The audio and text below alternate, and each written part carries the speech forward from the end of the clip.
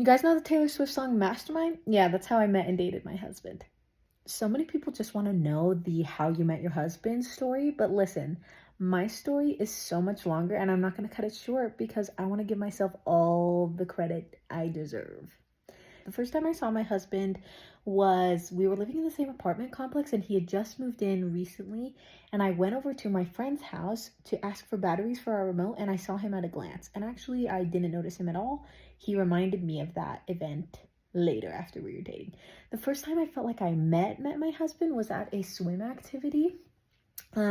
Which is a great activity to see if you're attracted to someone. And I was, dare I say, attracted to him shirtless. So we all went around a circle and we were talking about where we're from, and it was close to Thanksgiving time, and I had been stewing about going home for Thanksgiving, but I didn't know how I was gonna get there because I didn't want to drive by myself and I didn't want to go with the people I already knew because I didn't like them.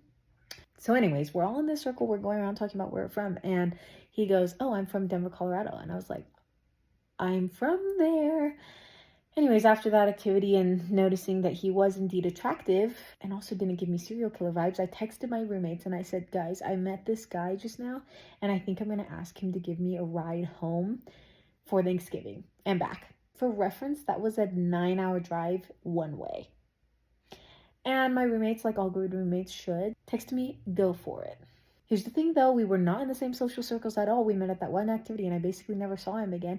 Even though he kind of lived in my complex, the complex was big and I didn't know his schedule or his life or his apartment, so I had to figure out a way to run into him again. Follow along for part 2.